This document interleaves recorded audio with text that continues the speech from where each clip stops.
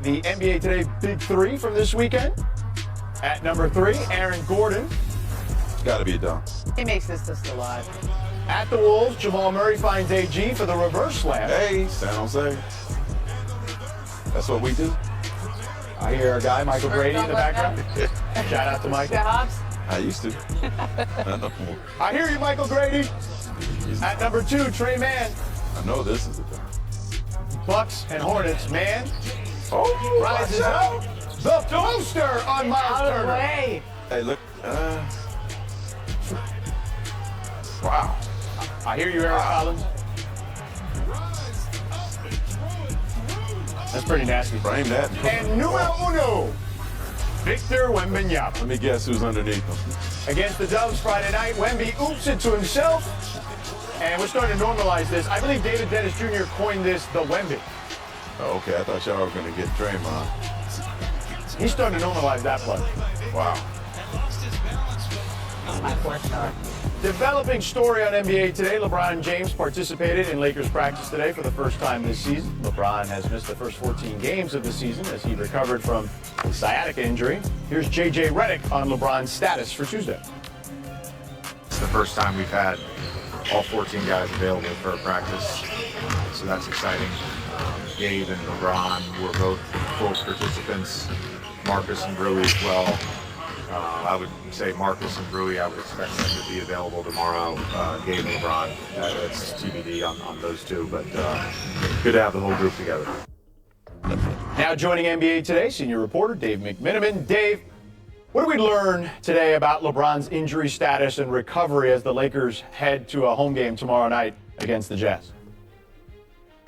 Yeah, George, it's been 201 days since LeBron James was involved with 5-on-5 with his Lakers teammates, dating back to the first round of the playoffs. He told us that his offseason was obviously affected by not only the sciatica, but the MCL sprain he suffered against the Wolves. We learned that this is not the first time he's had sciatica. 2 off seasons ago, he dealt with the same thing.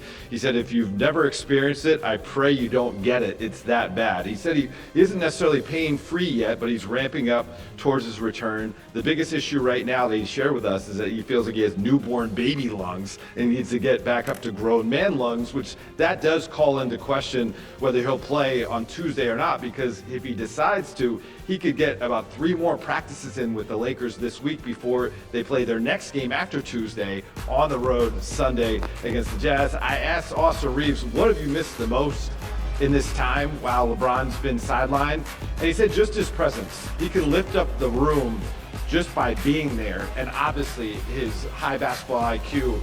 Austin Reeves said he believes this, and he said many of the guys on his team believe this.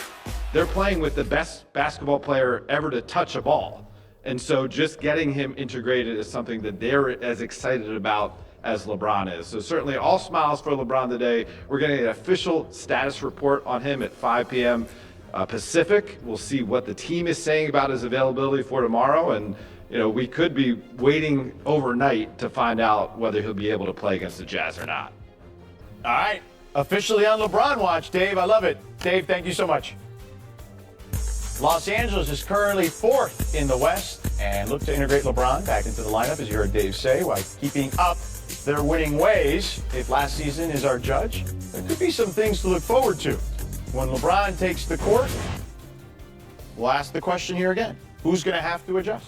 Well, I think there are going to be games where it's going to be Austin Reeves, but it's also going to be everyone, because LeBron James isn't going to come in the words of one of their staffers, not going to come in and be a role player.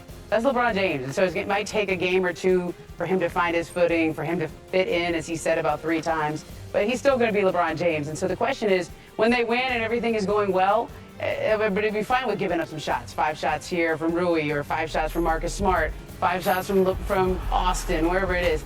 But if they lose and it's not going well, that's when I'm wondering how this is all going to work together. And so LeBron's smart enough to know they've been playing really well without him, and he does not want to mess up that chemistry. So I think we see the biggest impact from him defensively, because that is where you said last year where he made the biggest impact.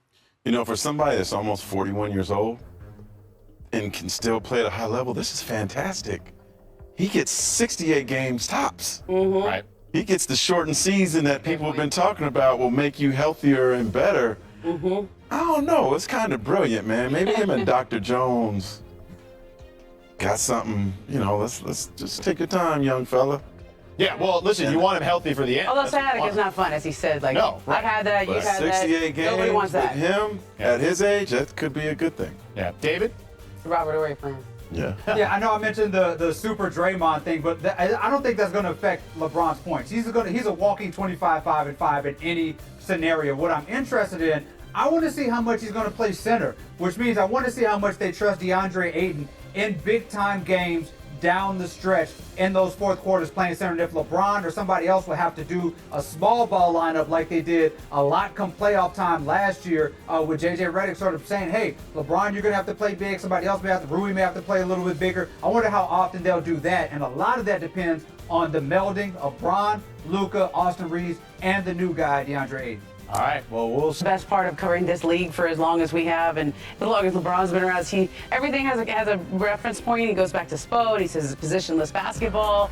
He said, I need to fit in. I need to feel my way back in. These guys have great chemistry. This is like the first day of the new school. I got to figure out what they've been doing. That is everything the Lakers want to hear because they've been rolling, and he's been paying attention, and he realizes, okay, I'm not going to just come in and take over. I'm going to fit in, not fit out, like he used to say with Luka Doncic when he first came to the Lakers, and there's the Kevin Love reference to Cleveland. So I think that was exactly what you wanted to hear from LeBron James. He's just going to fit in wherever he can because clearly he needs to get his win back, too. He said he had the lungs of a newborn baby. Hall of Famer?